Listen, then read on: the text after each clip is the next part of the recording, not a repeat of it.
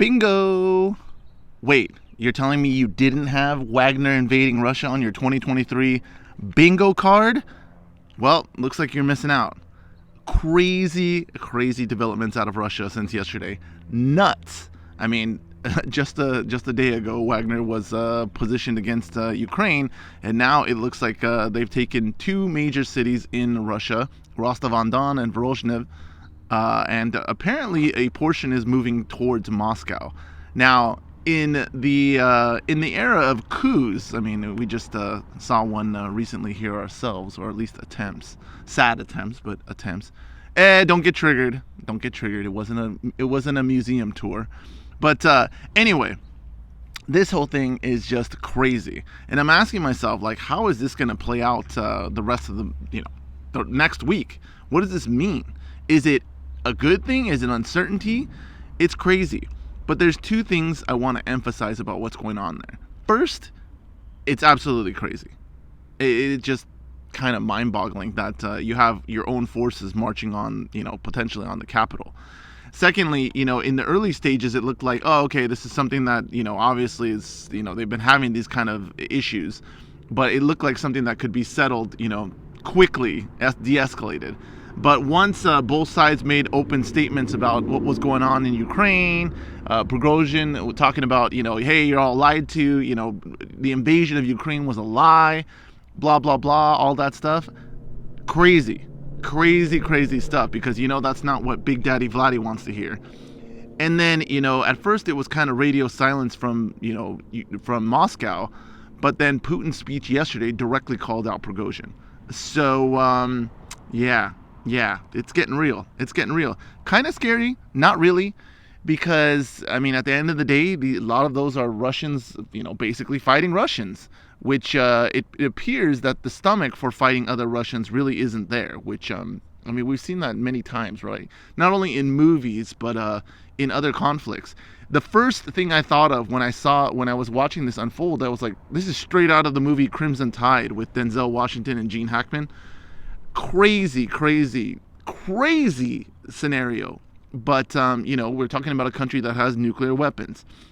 Now, the other crazy thing that I keep thinking about is moving forward. This is what I've been talking about the whole time with these individuals who are just very pro-Putin and hey, Russia had a threat on its border and they needed to do something about it and blah, blah, blah. These are the same people that say Russia would stomp out NATO if they attacked. Russia can't even stop Wagner from invading it. Let alone, can you imagine what would happen to them if they went into open conflict with NATO? It would be over quickly, very quickly, like not even a contest. But again, time and time again, we've seen these same people talking about how BRICS is going to be, the next currency and, everyone, the military power of these countries and the economic power. Russia isn't even the best military in Russia right now. That's insane. It is, again, the Putin apologists are probably crapping their pants right now. It's nuts. It's a nuts thing to think about. It's a nuts environment. And it's a serious environment because think about it. Again, nuclear weapons. At the end of the day, I highly doubt Russia's going to, use nuclear weapons in any capacity. But it's just who's going to get their hands on them. That's always a risk. I mean, if there was something in question, which I don't think it would ever get to that point, at least not with the amount of Wagner that's there. But if that was in question, I mean, what does NATO do? Does NATO have to kind of, get in there and secure those things? I don't know. But all of this is straight out of your favorite or least favorite movies from the 90s. It's insane.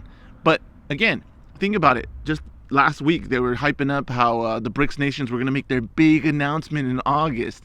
Yeah. How do you think that's going to work out when Russia just falls into a black hole? Nuts. And all of these things, what do they serve to do? Strengthen good old faithful, the US dollar. There's going to be the flight to safety. How is that going to affect gold and silver?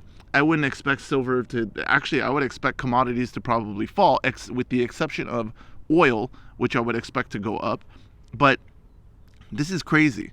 Now, for people who've been watching it, it's not something that's out of the realm of possibility, but to actually see it unfold in real time, I mean, is pretty crazy. Now, the other thing that interests me was, I remember a month ago, what was it, a month ago, 6 weeks ago? Time flies these days. Where they were talking about Prigozhin being in contact with the West and kind of being willing to sell out Russian positions for equipment or something like that. And, you know, here we are now. So I'm sure the West has their hand in there. But it's seriously crazy to see what's going on right now. It's something straight out of, like, your biggest, you know, fan fiction. Straight out, again, I'm a big fan of Tom Clancy, and, you know, this is right up that alley. Just a scenario that is unfolding in real time that you really couldn't imagine. But again, the biggest thing for me is I always marvel at the Putin apologists for, you know, oh, invading Ukraine or this and that, or all that served to do was make NATO even stronger. Countries that were kind of like, nah, we don't want to join NATO, again, at the first sign of this, they were like, all right, let's just do it. Let's get it over with. You just did exactly what you didn't want to do, and now NATO's going to be on your doorstep. It is crazy.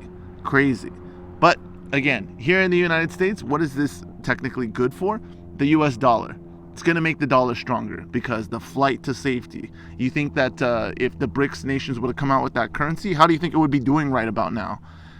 Crazy times. Hopefully it resolves itself quickly and in a manner, you know, that doesn't involve, you know, any more bloodshed, at least on a, you know, grand scale.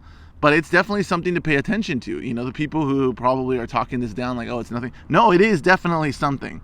This isn't jawboning. Like, literally your own, you know, private mercenary force is entering your own country and occupying cities. That can't be good for your, you know, your traditional campaign in Ukraine. Crazy. Nuts. I'm not sure which side to root for, but it's definitely entertaining to watch.